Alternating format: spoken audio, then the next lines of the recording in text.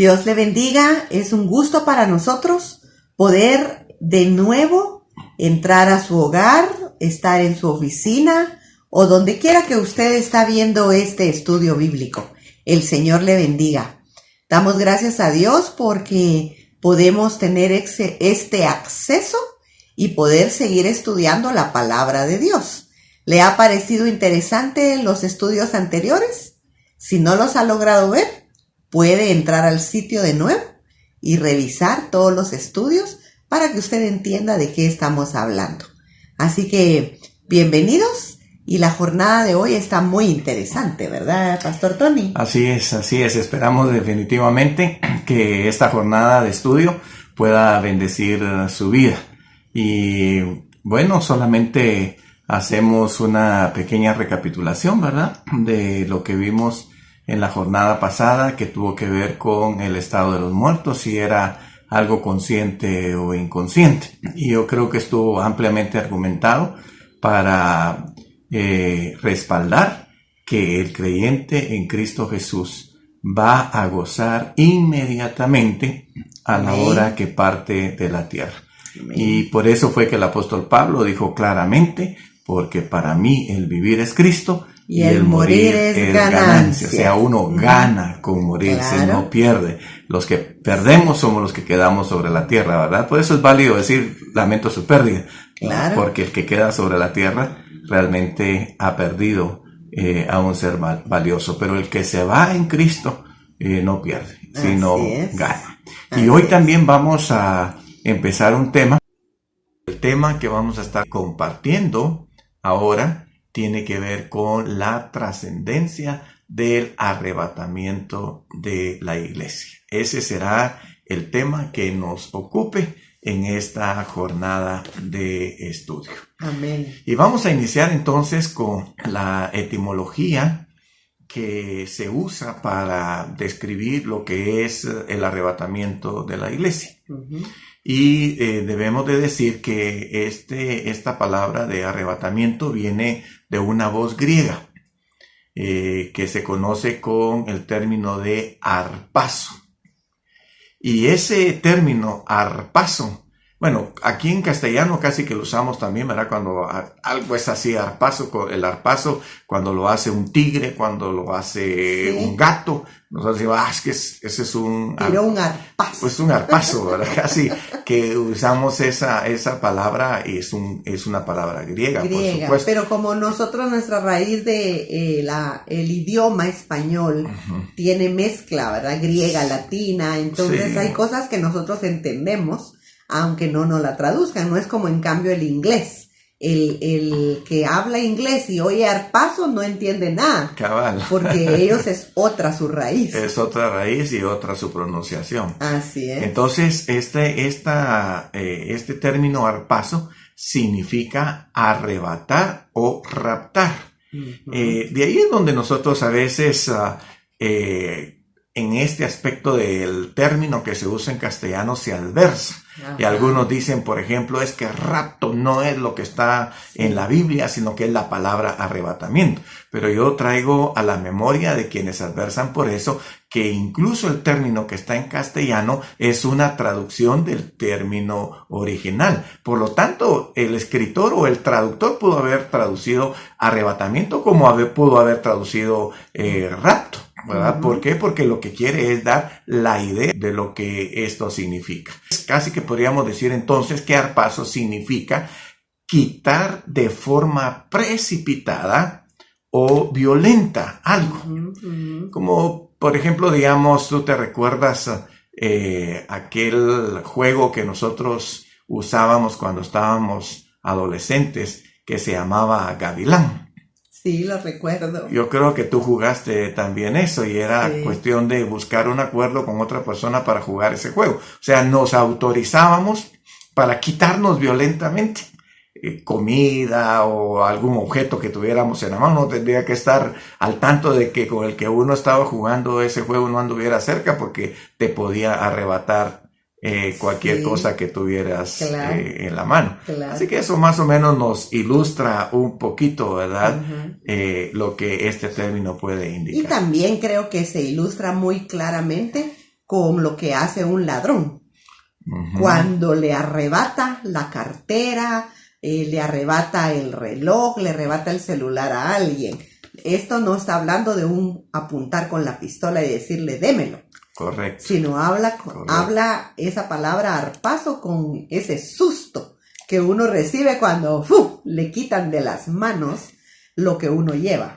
Así es. Entonces, prácticamente el arrebatamiento de la iglesia viene siendo algo parecido en el sentido de ser quitados de la tierra de forma abrupta, ya que este arrebatamiento, en las características que vamos a estar desarrollando, nos vamos a dar cuenta que no da tiempo absolutamente para nada. Y ese es el sentido real, etimológico y fundamental de lo que es el tema del arrebatamiento.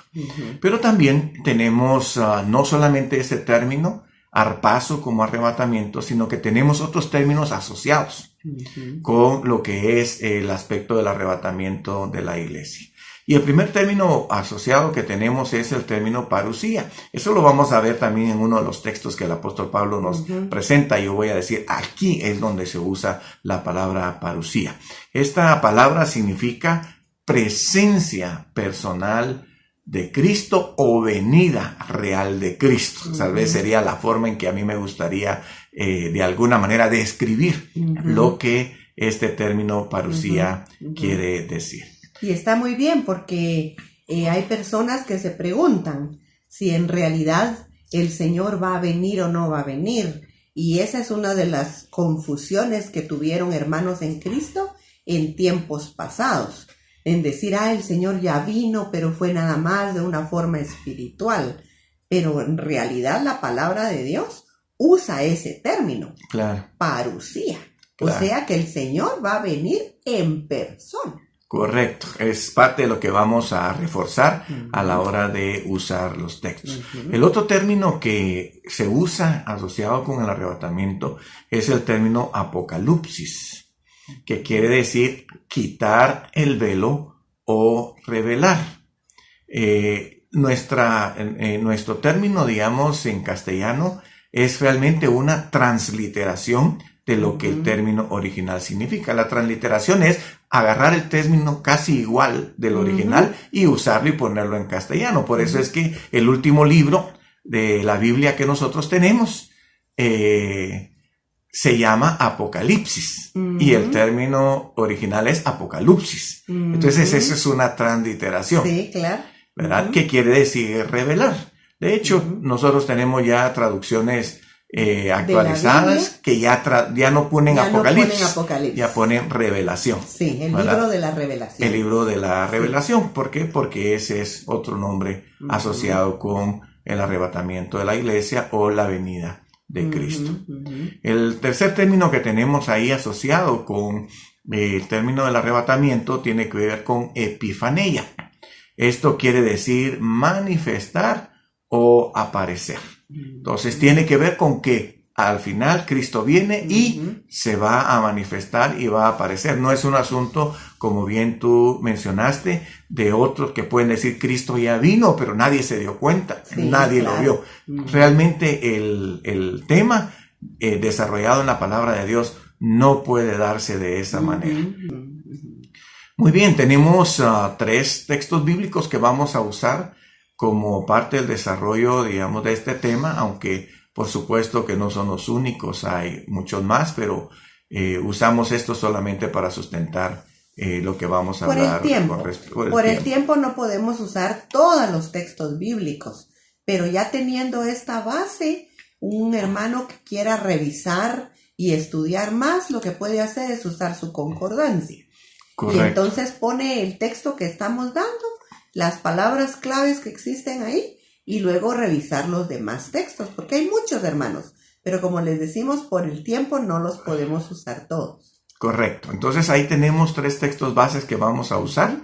Uno se encuentra en el Evangelio según San Juan, capítulo 14, los versículos del 1 al 3. Estos son textos muy conocidos por todo el ámbito de la iglesia. El segundo va a ser 1 Tesalonicenses 4, los versículos del 13 al 18, y el otro va a ser 1 Corintios, capítulo 15, versículo 51 al 53. Ahora quiero que empecemos manejando o trabajando lo que va a ser el texto del Evangelio según San Juan, capítulo 14, del 1 al 3. Muy bien, voy a leer. Dice: no se turbe vuestro corazón. ¿Creéis en Dios? Creed también en mí. En la casa de mi Padre muchas moradas hay. Si así no fuera, yo os lo hubiera dicho. Voy pues a preparar lugar para vosotros. Y si me voy y preparo lugar, vendré otra vez y os tomaré a mí mismo, para que donde yo esté, vosotros también estéis. Muy bien, pasajes muy conocidos, ¿verdad? Acá, pero voy a ampliar un poquito la situación en que se está dando. Jesús empieza anunciando aquí a sus discípulos que Él se va, ¿verdad? Él dice aquí: voy pues a preparar lugar para vosotros. Yo me voy a ir, pero voy con una misión específica, con un objetivo. Y el objetivo específico es que Él va a preparar lugar. En el caso de los discípulos se los está diciendo a ellos, pero como nosotros ahora estamos integrados a esa misma descendencia fe, seguramente entonces nos podemos sentir incluidos, sí, claro, dentro de lo que Jesús le está diciendo a sus discípulos. Así que si yo me voy y les voy a preparar lugar, pues Él les está dando una exhortación y le dice: no se turbe vuestro corazón. Porque mira, ellos lo tienen como su líder, lo tienen como el mentor, el pastor que está guiándolos, los protege y los guía. Y ahora Él les dice: me voy a tener que ir. No deja de provocarles un poco de consternación. 100%. ¿Verdad? Ahí, y ¿cómo así, verdad? Nosotros estamos creyendo que eres tú el que trae las promesas de cumplimiento para la tierra y ahora nos estás diciendo que te vas. Bueno, lo que pasa es que esto es parte de un proceso que está anunciado ahí. Entonces les dice: miren, no se turben, porque yo me voy a ir a preparar el lugar, pero luego dice: voy a regresar. Cuando preparo este lugar, vendré otra vez y os tomaré a mí mismo, para que donde yo esté, vosotros también estéis. Bendito Dios. Es una promesa que tenemos y es precisamente donde parte que Jesús regresa a la tierra, porque Él así lo ofreció. Y sus promesas son cumplibles al 100%. Sí, amén. No son como nosotros, ¿verdad? Que a veces ofrecemos y no cumplimos. Y por eso es que Salomón también dice en Eclesiastés 5: es mejor que no prometas, sino que prometas y no cumplas. Esos textos no aplican a Jesús. No. Porque Jesús lo que ofrece, lo cumple. Lo cumple. Y con mayores ganancias, como lo vimos en el último texto con el que cerramos, ¿verdad? Con así mayores ganancias. Así es. Ahí así que podemos tener certeza de que todo lo que estamos compartiendo de promesas van a ser cumplidas al pie de la letra. Muy bien, tenemos entonces otro texto que está escrito por el apóstol Pablo. Lo encontramos en 1 Tesalonicenses 4:16, que me gustaría que de igual manera lo leyeras, el 16 y el 17. Y esos son textos que a mí me encantan, me han fascinado toda la vida. Y dice el 16: el Señor mismo, con voz de mando, con voz de arcángel y con trompeta de Dios, descenderá del cielo. Entonces los muertos en Cristo resucitarán primero. Verso 17. Luego nosotros, los que vivimos, los que hayamos quedado, seremos arrebatados juntamente con ellos en las nubes para recibir al Señor en el aire, y así estaremos siempre con el Señor. Bueno, dos textos que tienen mucha riqueza de comprensión en cuanto a lo que el arrebatamiento es y lo que el arrebatamiento significa, que es lo que vamos a explicar ahora y sacarles el jugo. Versículo 16 nos usa la expresión el Señor mismo. Esta es la palabra parusía. Aquí es donde está usado ese término, parusía, que habla del Señor mismo. Yo siempre digo, cuando estoy dando las clases y enseñando esto, digo, por ejemplo, que pudiéramos decir y releer el texto, ¿verdad? Y entonces, en vez de decir el Señor mismo, diríamos parusía. Exactamente. Con voz de mando, con voz de arcángel. Exactamente. ¿Verdad? Exactamente. En vez de decir el Señor mismo. Exacto. Diríamos parusía con voz de mando, con voz de arcángel, ¿verdad? Bueno, dice descenderá del cielo. O sea, el Señor mismo no es su sombra, no es su espíritu, no es su resplandor, es su persona, ¿verdad? Y no debemos de olvidar que Lucas registra en el capítulo 1 de los Hechos, cuando él se va y los discípulos se quedan viéndolo, ¿verdad? Y entonces aparece un ángel diciéndole, a este Jesús, así como lo viste irse, así también lo veréis regresar. Solo que voy a hacer algunas aclaraciones de detalles pertinentes, diferentes de lo que fue el ascenso de Jesús con lo que va a ser su descenso. Claro. Entonces podríamos decir que el arrebatamiento, en primer término, consiste en que Jesús sale del tercer cielo, ¿verdad? Ya vimos nosotros ese aspecto del tercer cielo en el estudio anterior, y luego dice que los muertos en Cristo resucitan primero. Yo quiero clarificar esto antes de dar toda la ampliación de la explicación, porque algunos presentan que el hecho de que diga que los muertos en Cristo resucitan primero es como decir que los muertos en Cristo se van primero. Sí, esa es la idea que algunos toman. Pero la expresión los muertos en Cristo resucitarán primero no tiene que ver con que ellos se van primero. Sencillamente es que ellos resucitan primero en relación a los otros muertos salvos, en primer lugar del Antiguo Testamento, y también a los otros muertos no salvos, a los incrédulos. Entonces, se da esta expresión únicamente para recalcar que, están resucitando primero en relación a los otros muertos. Yo creo que vale la pena para que nuestros oyentes puedan ponerse en la misma sintonía. Estos son temas que como uno maneja constantemente, los ve muy claramente, pero es posible que nos esté escuchando alguien que tal vez es la primera vez que está viendo esto. Entonces, tal vez vale la pena hacer estas aclaraciones. En la sesión pasada, hablamos de esos dos lugares en donde estaban los muertos y cómo los que no creen en el Señor siguen en ese lugar que se llama Hades, y aún todos los que mueran sin Cristo a ese lugar Hades van.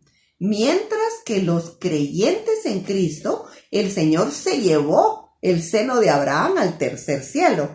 Y entonces ahora cada vez que un cristiano, un creyente en Cristo Jesús muere, ya no va al Hades, sino se va al paraíso, al seno de Abraham, que ahora está en el tercer cielo.